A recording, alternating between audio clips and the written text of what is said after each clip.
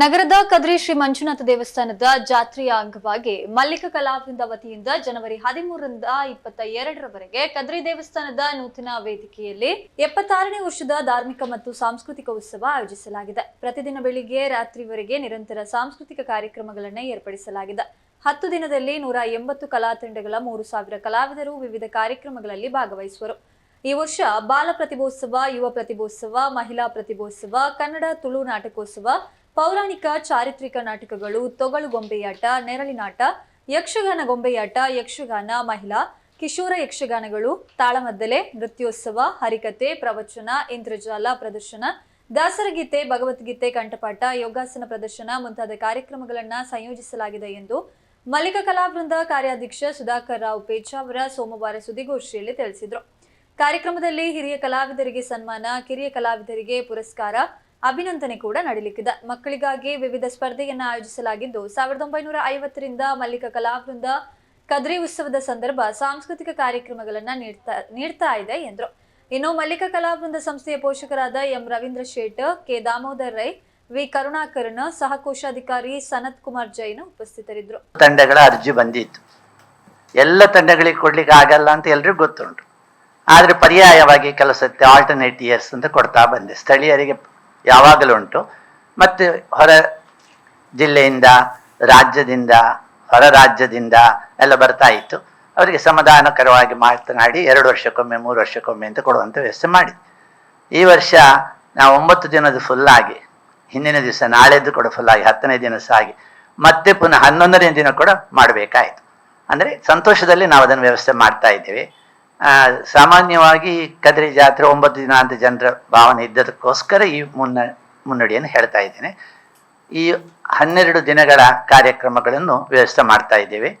ಈ ವರ್ಷ ಕೊನೆಯ ದಿವಸ ನಾವು ಮಾಡಿಲ್ಲ, ಯಾಕೆಂದರೆ ಕೋಲ ದಿವಸ ಈಗಿನ ನಿಯಮಗಳ ಪ್ರಕಾರ ಆದಷ್ಟು ಬೇಗ ಆಗಬೇಕು ಅಂತ ಉಂಟು. ನಾವು 6 ಗಂಟೆಗೆ ಕೋಲವೇ ಪ್ರಾರಂಭ ಮಾಡುವಾಗ ಸಮಾಂತರವಾಗಿ ವೇದಿಕೆ ಬೇರೆ ಮಾಡಿದರೆ ಸ್ವಲ್ಪ ತೊಂದರೆಗೆ ನಮಗೆ ಆಗ್ತದೆ ಎಂಬ ದೃಷ್ಟಿಯಿಂದ ನಾವು 11 ದಿನ ಕಾರ್ಯಕ್ರಮಗಳನ್ನು ಮಾಡ್ತಾ ಇದ್ದೇವೆ.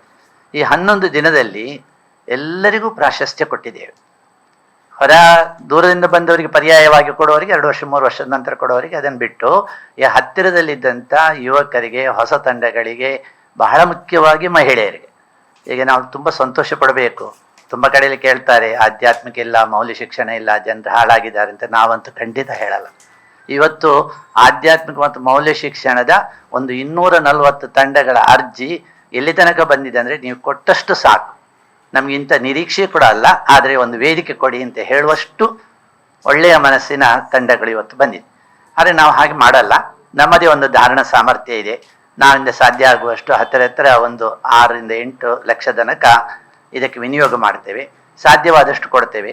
ಆಮೇಲೆ ಅವರಿಗೆ ಗೌರವ ಮಾಡ್ತೇವೆ, ಅವರಿಗೆ ಪ್ರಶಸ್ತಿ ನೀಡ್ತೇವೆ, ಆಮೇಲೆ ಪ್ರಸಾದ ಕೊಡ್ತೇವೆ. ಬಹಳ ಪ್ರಮುಖವಾಗಿ ಅವರನ್ನು ಒಳ್ಳೆಯ ಮಾತಿನಿಂದ ಹುರಿದುಂಬಿಸ್ತೇವೆ. ಇಷ್ಟು ನಮ್ಮ ಕಾರ್ಯಕ್ರಮಗಳ ವ್ಯವಸ್ಥೆ ಇದೆ. ಇದರಲ್ಲಿ ನಾವು ಮಕ್ಕಳಿಗೆ ಹೆಚ್ಚಿನ ಪ್ರಾಶಸ್ತ್ಯ ಕೊಟ್ಟಿದ್ದೇವೆ. ಹೊಸ ಮುಖಗಳು, ಅವರಿಗೆ ವೇದಿಕೆ, ತಂದೆ ತಾಯಿಗಳಿಗೆ ಅಪೇಕ್ಷೆ ಇರುತ್ತದೆ. ವೈಯಕ್ತಿಕವಾದಂಥ ತಂಡಗಳಿಗೆ ಸ್ವಲ್ಪ ಆಲೋಚನೆ ಮಾಡಿಕೊಡ್ತೇವೆ. ಆದರೆ ಹೊಸ ಮಕ್ಕಳ ತಂಡ ತಯಾರಾಗಿದೆ.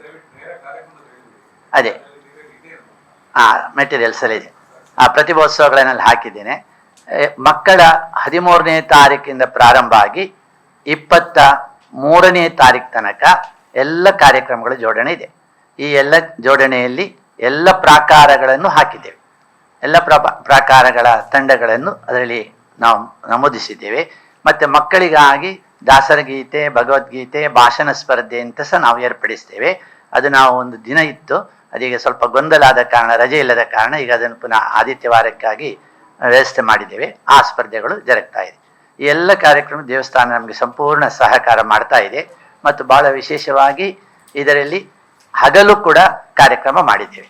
ರಾತ್ರಿ ಮಾತ್ರ ಅಲ್ಲ, ಬೆಳಿಗ್ಗೆ 8 ಗಂಟೆಯಿಂದ ಪ್ರಾರಂಭ ಆಗಿ ಹಗಲು ಪೂರ್ಣ ಇಟ್ಟುಕೊಂಡು ಶಾಮಿಯಾನ ಇತ್ಯಾದಿಗಳನ್ನೆಲ್ಲ ಹಾಕಿ ನಿಯಮದ ಪ್ರಕಾರ ಘೋಷಣೆ, ಎಷ್ಟು ಶಬ್ದ, ಅದನ್ನೆಲ್ಲ ಗಮನದಲ್ಲಿರಿಸಿಕೊಂಡು ಈ ಕಾರ್ಯಕ್ರಮ ಮಾಡ್ತಾ ಇದ್ದೇವೆ.